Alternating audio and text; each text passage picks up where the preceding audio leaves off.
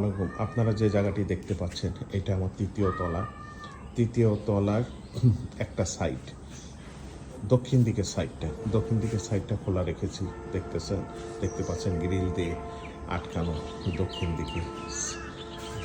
দিকটা গ্রিল দিয়ে আমি আটকিয়ে দিয়েছি এবং এখানে বাতাস থাকলে এখানে বেশ কিছু ঠান্ডা বাতাস ভিতরে ঢুকে থাকে। এখানে কিছু সময় আমি দিয়ে থাকি ছুটির দিনগুলিতে যখন বাড়িতে থাকি। দেখতে পাচ্ছেন গেস্ট যখনই আসে বাইরে কোথাও, এখানে তাদের সাথে কথা বলি এবং এখানে বসেই তারা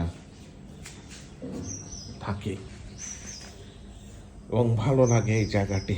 এখানে আমি কিছু গাছ শেড করে থাকি এখানে বসে এবং কিছু গাছ লাগিয়ে থাকি টব অথবা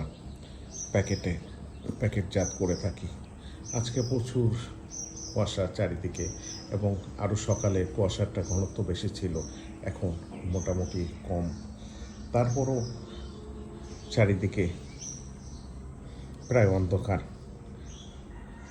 200 গজ দূরে অনেকটা কুয়াশাচ্ছন্ন হয়ে আছে। দেখতে পাচ্ছেন অনেক প্রজাতির গাছ আছে এখানে, যেগুলো আমি গ্রুপে মাধ্যমে সবুজ সাতবাগান সোসাইটির মাধ্যমে আমি বন্টন করে থাকি।